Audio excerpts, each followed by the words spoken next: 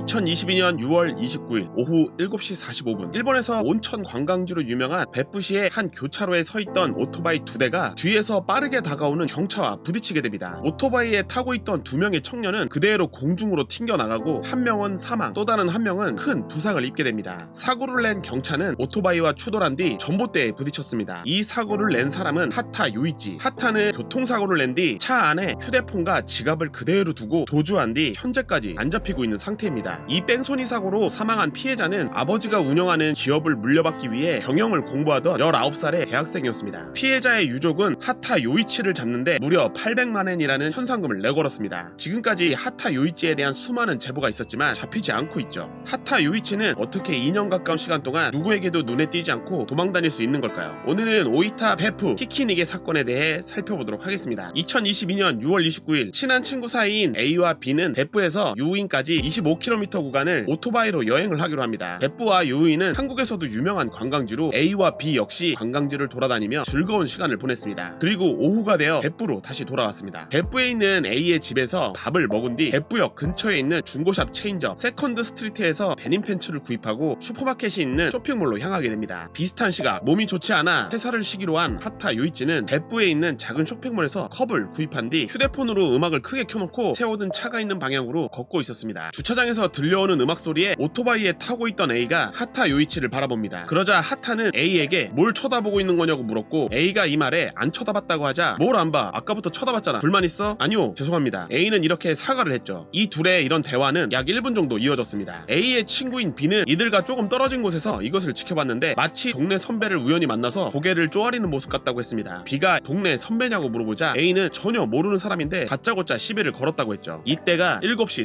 43분입니다. 그냥 신경 쓰지 말고 집으로 가자 서로 말한 뒤 A와 B는 쇼핑몰 주차장을 나서 도로 쪽으로 방향을 튼 뒤 첫 번째 사거리에서 빨간 신호에 걸리게 됩니다. 7시 45분 신호에 걸려 서있던 2대의 오토바이 뒤로 시속 100km의 빠른 속도의 차 한 대가 돌진하게 됩니다. 큰 엔진 소리에 A와 B는 뒤를 돌아보았지만 돌진하는 차량은 브레이크를 밟지 않고 그대로 오토바이와 추돌하게 됩니다. 차에 치인 두 청년은 30m를 튕겨져 나갔고 차 정면에 부딪힌 A는 의식이 없었으며 B는 의식이 있었으나 전혀 몸을 움직일 수가 없었습니다. 둘은 곧바로 병원으로 옮겨졌지만 A는 사망을 하고 맙니다. 사고를 낸 하타 요이치 차량이 전봇대에 부딪힌 뒤 가방, 휴대폰, 지갑, 신발을 차에 그대로 둔 채 도망가게 됩니다. 하타가 도주하면서 주변에 있던 많은 CCTV에 그 모습이 노출되었죠. 하타는 맨발로 도주했으며 검정 옷에 뒤에는 영어로 브랜드가 크게 쓰여 있었죠. 상당히 눈에 띄는 모습이었지만 하타가 도주하고 시간이 흘러도 유력한 정보는 전혀 나오고 있지 않은 상태입니다. 그러자 피해자의 유족은 처음엔 300만엔의 현상금을 내걸었지만 하타의 정보는 나오지 않고 유족은 현상금을 올려 500만엔, 현재에 와서는 800만엔의 현상금이 걸려있는 상태입니다. 피해자의 유족은 이번 사건을 보복을 위한 살인이라고 주장을 하고 있지만 일본 경찰은 현재 도로교통법 위반으로 이 사건을 수사하고 있죠. 이곳은 피해자의 유족이 이 사건을 살인으로서 수사해달라는 온라인 서명을 하고 있는 사이트입니다. 7만 명이 넘는 사람이 이 내용에 서명을 하고 있습니다. 하타 요이치는 신장 175cm의 얇은 눈과 특이한 형태의 귀가 특징입니다. 뒤쪽으로 말려 들어간 형태죠. 사건이 발생하고 2일 뒤 현장에서 2km 떨어진 베푸시 요트 선착장 부근에서 검정 티셔츠가 발견되었는데 DNA 감정 결과 하타의 것으로 밝혀졌습니다. 이 요트 선착장 이후부터는 마치 연기처럼 사라졌습니다. 경찰은 해안가에서 발견한 티셔츠와 차 안에서 발견된 신발을 공개했는데요. 전국 공개 수사로 전환해 많은 제보를 받고 있지만 현재까지 하타의 모습은 전혀 찾을 수가 없었습니다. 그럼 하타 요이치의 도주 경로를 지도를 통해서 살펴볼게요. 네, 이곳은 오이타현에 있는 베푸역입니다.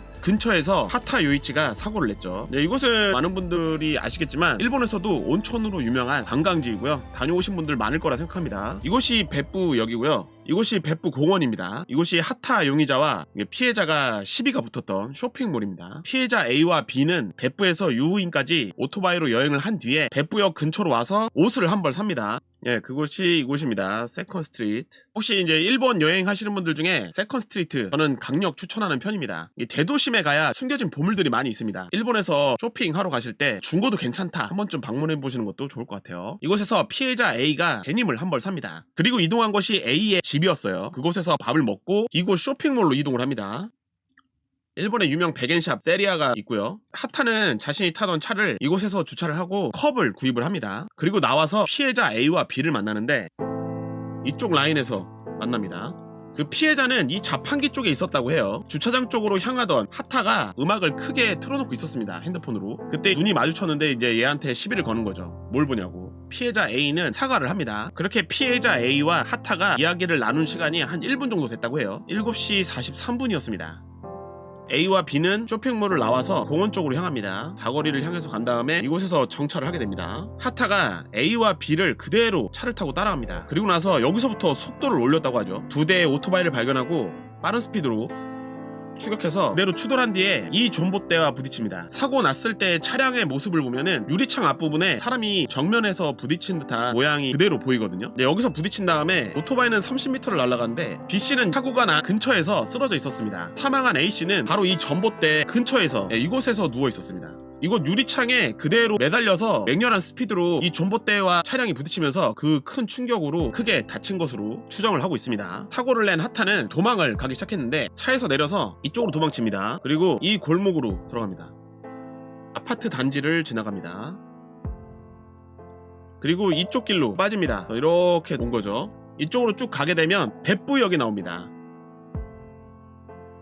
네, 이곳이 이제 백부역이고요. 이곳을 통해 나와서 이쪽 방향으로 향합니다. 이쪽 길부터 CCTV가 상당히 많았습니다. 그래서 달려가는 모습이 상당히 많이 찍혀 있습니다. 이곳이 이제 유동인구가 많은 곳이잖아요. 백부역 근처이기 때문에 사람들이랑도 막 부딪히고 그 사람한테 막 뭐라고 하고 막 그랬나봐요. 네, 아무튼 여기 아케이드가 나오네요. 네, 이곳을 지나갑니다. 보도블록을 보면은 그 CCTV의 모습과 같다는 걸 알 수가 있습니다.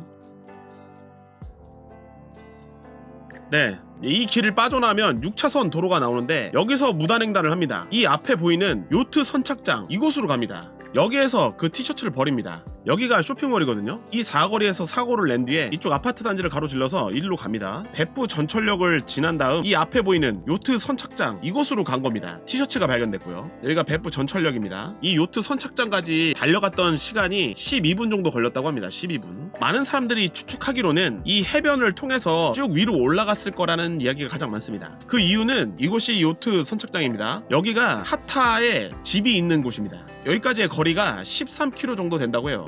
그래서 해변을 통해서 집으로 간 뒤에 보조 자금을 챙기고 옷을 갈아입은 뒤 다른 곳으로 향했을 거라는 이야기가 많죠. 아마도 고쿠라라는 지역입니다. 고쿠라는 교통이 잘 돼 있는 곳인데 하타의 집이 있는 곳이거든요. 여기서 고쿠라까지 무인 전차가 다닌다고 합니다. 그 무인 전차를 이용해서 이동했을 거라는 추측이 있습니다. 네, 이곳 선착장 앞에서 티셔츠가 발견된 것을 마지막으로 그 이후의 흔적은 전혀 없습니다. 여기에다가 이제 티셔츠를 버려놓고 이쪽 방향으로 해변 쪽으로 쭉 간 것 같거든요. 그리고 해변으로 이동했다면 맨발로 간 것도 좀 납득이 되죠. 근데 계속해서 해변만 있는 건 아니네요. 하타는 어디로 사라진 걸까요? 하타는 지인으로부터 체력이 좋다는 이야기가 있었는데요. 하타는 치바에서 아타미까지 자전거로 이동을 했다고 합니다. 그 거리가 약 150km, 자전거로 10시간이나 되는 거리를 말이죠. 하타는 몸무게가 58kg이지만 옷을 벗으면 근육으로 다부진 모습을 하고 있습니다. 주변 지인의 인터뷰로는 중고품과 저렴한 물건을 찾아다니는 것을 좋아했으며 온천과 캠핑이 취미로 이빨을 닦는 타이밍과 근육을 단련하는 운동의 루틴을 아주 중요시했다고 합니다. 지인과 촬영한 영상 중에 이런 영상이 있습니다. どうやってこれから生きていくかって言ったら生活保護っていうシステムがあるんですよ。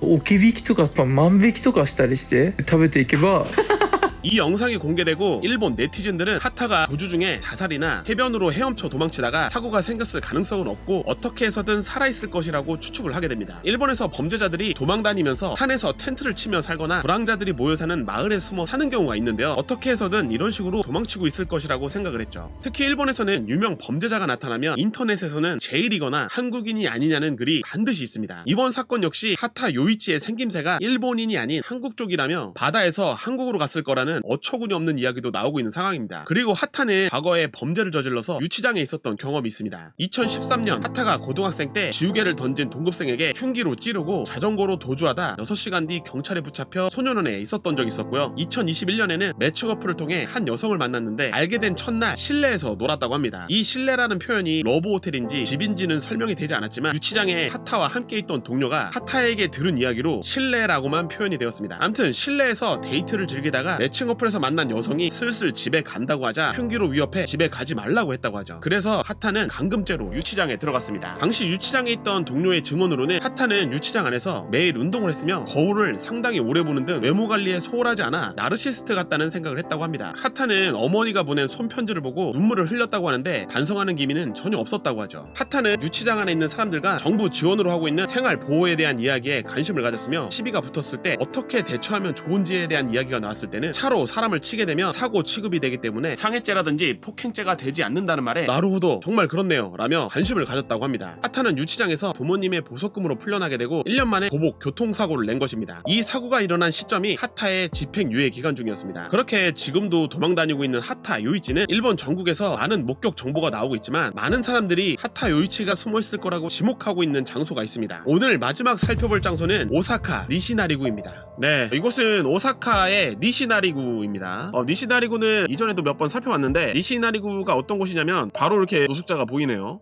니시나리구는 일본에서도 가장 치안이 안 좋은 곳으로도 유명하고요. 자신의 신분을 밝히지 않아도 숙박을 하거나 일을 할 수가 있습니다. 아이린 지구라고도 불리죠. 이곳으로 흘러가서 부주자금을 모으고 있지 않을까 하는 이야기가 있습니다. 이런 쉘터 같은 곳에서 밥을 또 공짜로 먹을 수가 있습니다. 하타가 지인과 촬영한 영상 중에 인생 플랜 같은 건 없고 생활보호 시스템을 이용해서 살 거라고 했잖아요. 근데 이런 곳이 생활보호 시스템이라고 보면 되겠습니다. 여기 아이린 지구가 딱히 지하철과 멀리 떨어져 있는 곳이 아닙니다. 바로 여기 보면은 여기 전철역이 있어요. 여기 넘어가면은 이제 신세카이예요 여기가. 그리고 이 앞에 리조트가 큰 게 하나 또 생겼더라고 지나가면서 보니까. 여기가 이제 유명한 또 이제 마루안이고 돈키호테 있고.